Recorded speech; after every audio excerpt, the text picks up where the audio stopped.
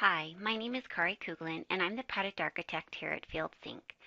What I'm going to cover with you in this video is an overview of our feature that we call Configurable Fields.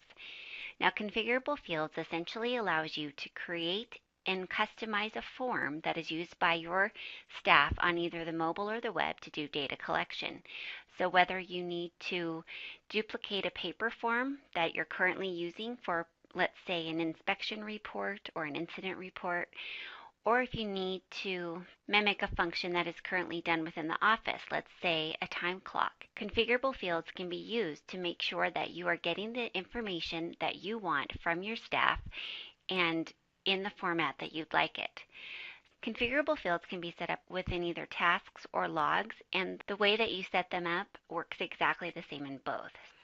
So I'm going to go ahead and show you how you would set them up in logs. So configurable fields are set up in logs through the settings area, which is available only to users who have system admin or supervisor access.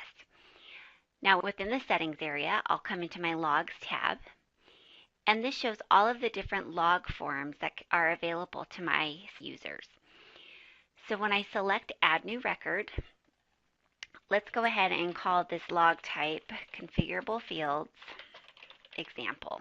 Now, these are all of the settings that will be specific to the log, but regarding configurable fields, what we want to do is come down to the bottom here and select Add Configurable Field. Now you'll see here that for each configurable field, you have the ability to specify a few different things. First of all, you have your label text. This is going to be the label that actually is displayed next to the field on your form. So it's going to identify to your user what information needs to be entered. The type allows you to select what type of field you want this to be. Now this list continues to grow as we come out with new versions, and you will see that there are a lot of options available to you for configurable field types. And I'm going to do some individual videos related to all of these different types and how they differ.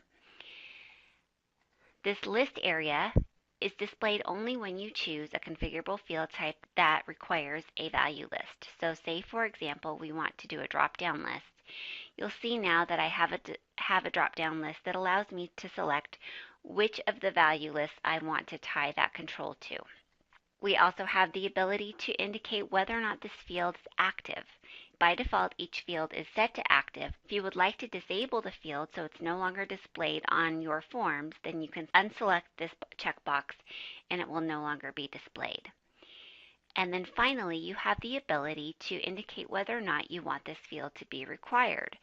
So as your users are going through each of the different forms, for any of the fields that have this box checked, they will be required to complete that data before they can actually save the record or the form. Now, in addition to all of these fields, you also have the ability to indicate the order in which you want the field to be displayed.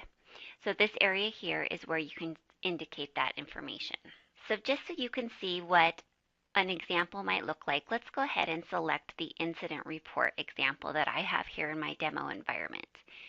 Now you can see that I have many different configurable fields set up here, almost one of every type. So the labels indicate what is displayed to the user. The type of field that is selected determines what type of field is displayed to the user, and then the value list. So let's go ahead and go over to the mobile application, and I'm going to show you what this form looks like. Okay, so I'm going to come into my logs here and select New. I'll select a customer name.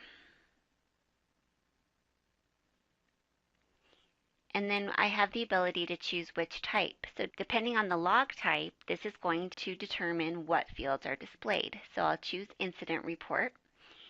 And now you can see that down below all of the standard fields, you see all of the configurable fields that we saw in the configuration screen.